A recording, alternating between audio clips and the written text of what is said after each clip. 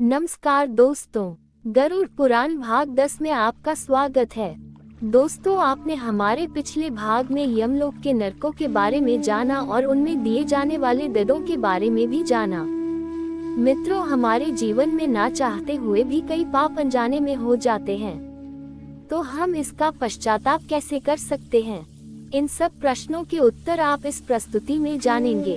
अपने भाई बहनों को यह वीडियो शेयर करें और चैनल को सब्सक्राइब करें ताकि वह अपने जीवन में किए गए पापों का पश्चाताप कर सके। आइए प्रस्तुति शुरू करते हैं। सबसे पहले आप पाप शब्द का अर्थ समझें। सनातन धर्म में अपने द्वारा किए गए गलत कर्मों के लिए प्रयोग किए जाने वाले शब्द को पाप कहते हैं। पाप और कुछ नहीं अपितु एक ऐसा कार्य है जो ईश्वर की इच्छा के विरुद्ध हो या प्रकृति या शास्त्रों के विरुद्ध हो। और प्रश्न यह है कि हम अपने पापों से छुटकारा कैसे पाएं? हमारे पुराणों में इन सब के कई कथन हैं, जो हमें बताते हैं कि हम अपने पापों का पश्चाताप कैसे कर सकते हैं। प्राचीन काल में एक गांव में सागर नाम का एक व्यक्ति रहता था। वह दान और पुण्य करने वाला व्यक्ति था। उसके गांव में उसकी प्रधानता का बोलबाला था, परंतु बुरी संगति के कारण सागर हर प्रकार की बुरी संगति के में भागीदारी ले रहा था। वह मांस खाना, मदिरापान करना, वेश्यावृत्ति ऐसे कई अधर्म के कार्य कर रहा था। तभी उनके गांव में साधुओं का एक समूह आया। उन्होंने गांव वालों से पूछा कि हम इस गांव में किसके घर जाकर भोजन ग्रहण कर सकते हैं। तो उन्होंने उन साधुओं को सागर के घर भेज दिया। वहां जाकर साधु देखते हैं कि वहां मृत जानवर पड़े हुए हैं और सागर के वस्त्र भी गंदे हैं। साधुओं ने उसे समझाते हुए कहा कि हे पापी मनुष्य, तू अपने जीवन को नष्ट क्यों कर रहा है? उन साधुओं का क्रोध देखकर सागर ने माफी मांगते हुए कहा कि मैं महापापी हूँ। मुझे पता है कि जिस मार्ग पर मैं चल रहा हूँ उस मार्ग पर विनाश के अलावा और कुछ भी नहीं मिलेगा, परंतु इस पाप के दलदल से बाहर निकलना सरल नहीं है। आप कृपया मुझे उचित मार्ग प्रदान करें। तो साधुओं ने कहा कि तू जो ये पाप कर रहा है, इससे छुटकारा पाने का एकमात्र रास्ता है। सागर ने कहा, क्या प्रभु? साधु ने कहा, तुम इन सभी मार्गों को छोड़कर भगवान की भक्ति करो और नित्य उनके भजन में ही जीवन व्यतीत करो। सागर ने कहा, हे प्रभु, ये सब मुझसे ना होगा।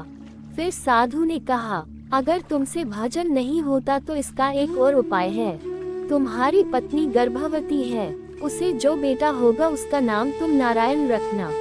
संपूर्ण जीवन अपने बेटे को नारायण नारायण पुकारने से ही तुम्हारा जीवन सफल हो जाएगा और तुम्हारे सभी पाप नष्ट हो जाएंगे।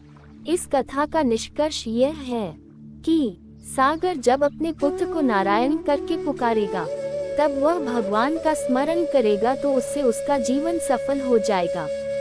नारायण नाम की महिमा अपरंपार है।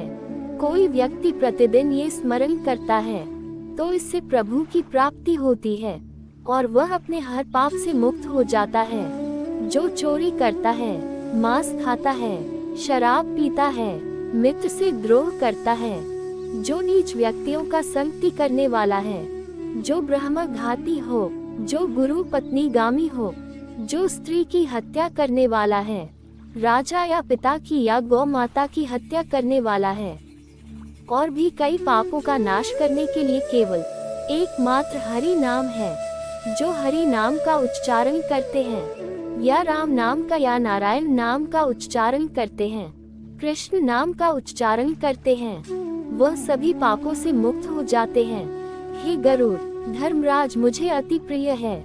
जो पापी और अत्याचारी होते हैं उनके लिए वही यमराज हैं। यमराज स्वयं अपने दूतों को कहते हैं कि अगर किसी के गले में तुलसी माला है और उनकी जिह्वा पर श्री हरि का नाम है, उन्हें तुम किसी भी तरह की पीड़ा नहीं करोगे और उनका आदर भी करोगे।